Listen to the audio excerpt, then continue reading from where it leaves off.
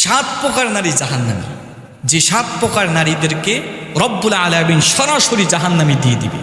এই 7 প্রকার আমার মা বোনেরা যারা আছেন, যারা আমার আলোচনা শুনবেন, ভালো করে শুনবেন।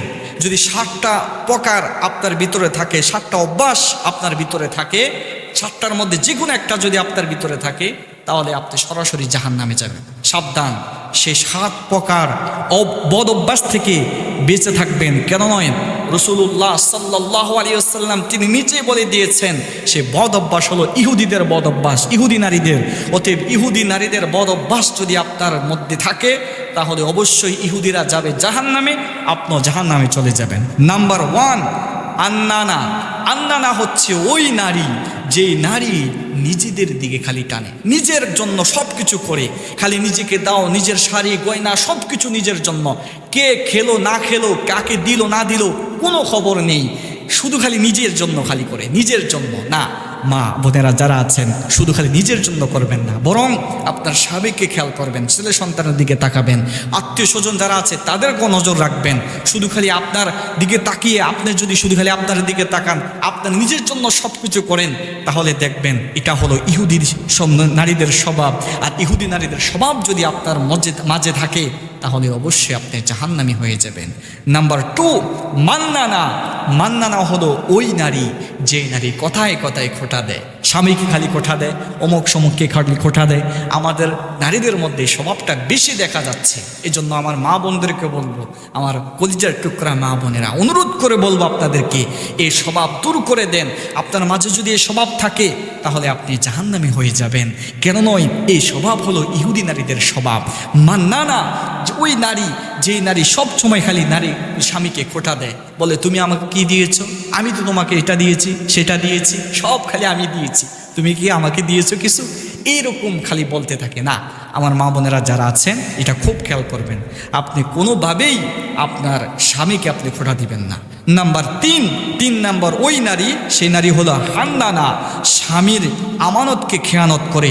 শুধু তাই নয়, স্বামীকে যদি খেদমত করার কথা বলা হয়, ভুলেও খেদমত করে না। আমার মা বোনেরা যারা আছেন, সেটা হলো ইহুদি নারীদের স্বভাব। ইহুদি নারীরা তার স্বামীদেরকে খেদমত করে না। অতএব এই রাসূল আকরাম সাল্লাল্লাহু আলাইহি ওয়াসাল্লাম মুসনাদে আহমদের মধ্যে হাদিসটা এসেছে, তিনি বলেছেন যে ওই নারী জাহান্নামী, যে নারী স্বামীর খেদমত করে না। অতএব স্বামীর খেদমত না করলে আপনি জাহান্নামী হয়ে যাবেন। 4 নাম্বার ওই নারী জাহান্নামী, কান্নানা। কান্নানা হলো ওই নারী, যে নারী অহংকার করে। অতএব অহংকার করা যাবে না। যদি আপনি অহংকার করেন, নিজেকে বড় মনে করেন, তাহলে আপনি জাহান্নামী হয়ে যাবেন। অতএব আমি বলবো, আমার মা বোনেরা যারা আছেন, আপনারা অহংকার করবেন না। আমার আলোচনা বিশেষ করে আপনারা ভাইয়েরা যারা আছেন, আমার মা বোনের কাছে আলোচনাটা পৌঁছিয়ে দিবেন, তাদেরকে দেখিয়ে দিবেন, বলবেন যে এই স্বভাবগুলো যদি তোমার মাঝে থাকে, অতি তাড়াতাড়ি এই স্বভাবগুলো দূর করে দাও।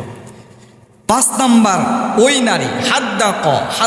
ওই নারী, যে নারী স্বামীর পছন্দকে প্রায়োরিটি দেয় না, স্বামীর পছন্দকে গুরুত্বই দেয় না।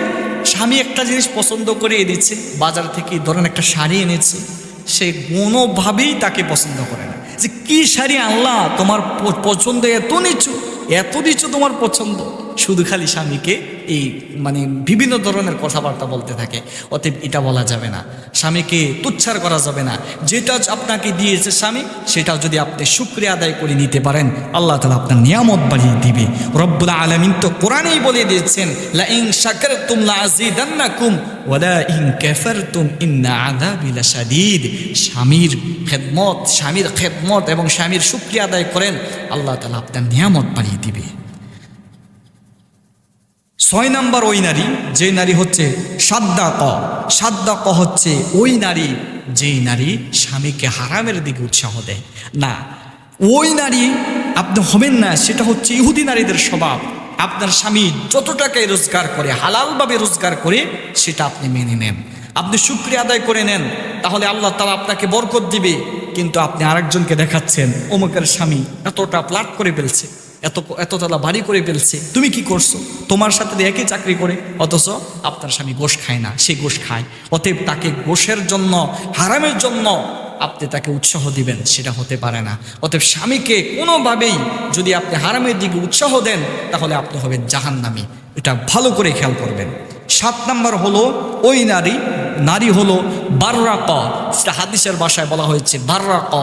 ওই নারীকে বলা হয়েছে যে নারী স্বামীকে মারে, ধরে ধরে খালি মারে, স্বামীকে আঘাত করে, স্বামীর উপরে আঘাত করে স্বামীকে মারে। যেই নারী স্বামীকে মারে, আঘাত করে, সেই নারী জাহান্নামে যাবে। অতএব স্বামীর গায়ে হাত তোলা যাবে না, স্বামীকে মারা